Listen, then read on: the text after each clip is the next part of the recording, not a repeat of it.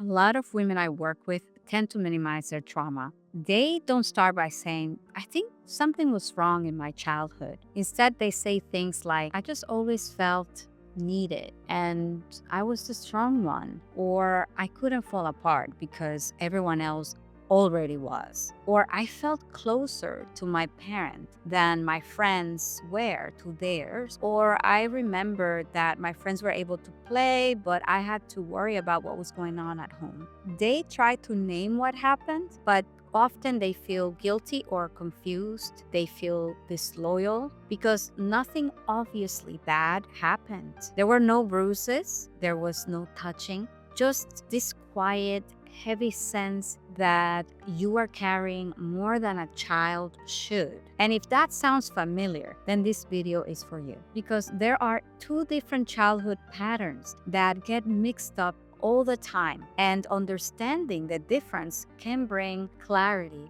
without blaming your parents, without feeling guilty. Hi, I'm Karina Aybar, psychotherapist and coach, and I make videos about setting healthy boundaries without guilt, emotional regulation, parentification, and generational trauma recovery so that you can understand why you feel the way you do and how to change it with compassion and practical tools. So let's talk about the distinction most people miss and are not aware of. Your nervous system never forgot. Many of you watching this might have grown up with families that looked fine from the outside. You were praised for being mature, helpful, and emotionally intelligent. And maybe you were told that you were so close to one of your parents and still feel uncomfortable calling anything about your childhood trauma. Maybe you say things like, I don't want to villainize my parents. They were doing their best. They didn't touch me, or there was not visible abuse. So was it really that serious? And here's the truth I want you to know. You don't need to demonize anyone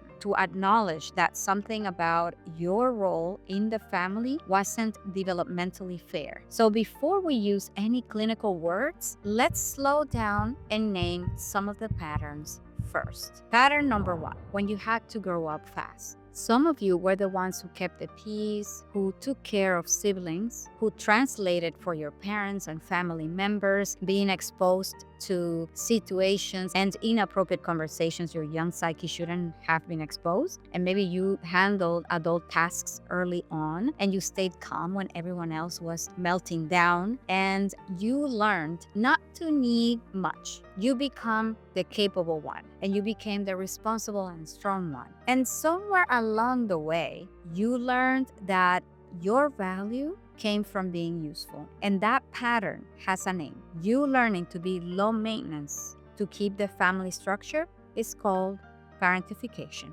Parentification happens when a child is expected to take on the adult responsibilities emotionally, practically, and psychologically at a very young age. Responsibilities that you shouldn't have to carry. Now, pattern number two. Some of you had a different layer added on. You were the one confided in. You were probably your parents' best friend and confidant, and the one who knew about your parents' marriage problems, and the one who was told, you're the only one who understands me, you are the only one that I have, the one that they leaned on during crisis, and the one who felt guilty for pulling away or having your own life. And you learned, I matter because I'm emotionally available, or I cannot leave, or I am responsible for how they feel, to fix it, to make them feel better. And that pattern also has a name. Clinically, we call it emotional incest, sometimes called covert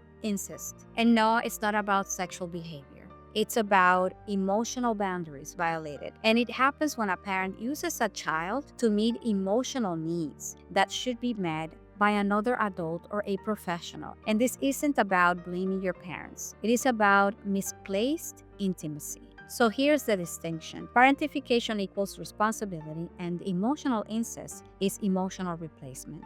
Parentification is about what you do, and it involves emotional incest at times, very often, but emotional incest is more about entanglement and enmeshment. Emotional incest often includes parentification, but adds enmeshment and loyalty pressure. Let's talk about a case that I dealt with of someone I will name Elena. Elena was the oldest daughter, helping raise her siblings. She translated for her parents, and she handled adult tasks very early on. But emotionally, her parents were distant. They didn't confide in her. They didn't lean on her for comfort, but she did witness a lot of conflict and situations that she shouldn't have early on. And as an adult, she experiences burnout, overfunctioning in relationships, and difficulty asking for help. Now, let me share the case of Rose. Rose was also responsible, but there was more. Her mother shared marital problems with her. She called Rose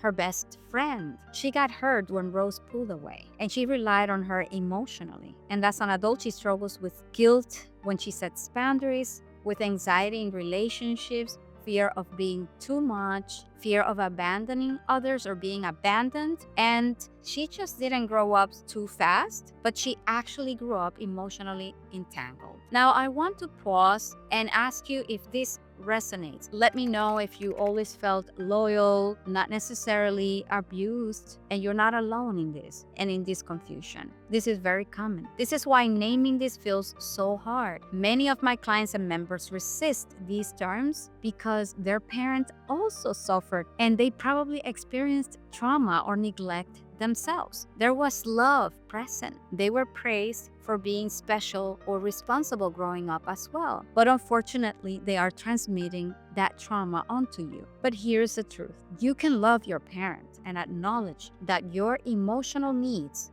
were secondary, even if unintentionally. You can love your family, but resent their behavior or lack thereof. Naming what happened is not betrayal.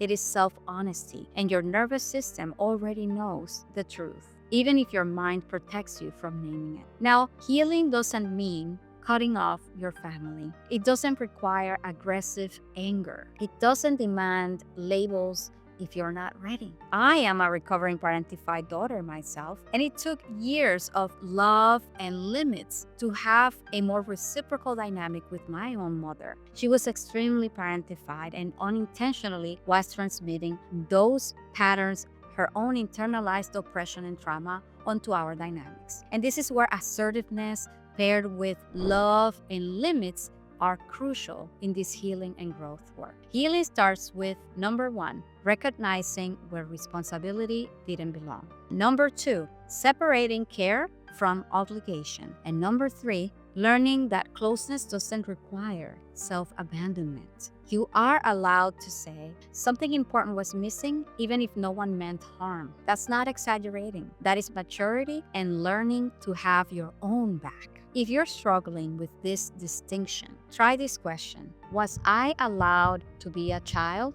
or was I needed to be something else? Your answer matters, and your feelings are valid without any judgment. If this video helped you put language to something you might have been feeling over the years, explore the other videos on this channel. We unpack healing safely and compassionately. And if you want to delve deeper into these patterns and heal, I would invite you to download my Inner Child Healing Workbook. It is packed with practical insights, resources for setting boundaries to support you on this journey, scripts, and further resources to help you on your journey without rushing, blaming, or self-abandonment. Let's connect in the comments. Now, let me know, does this resonate? I will see you in the next video, and please remember your resilience.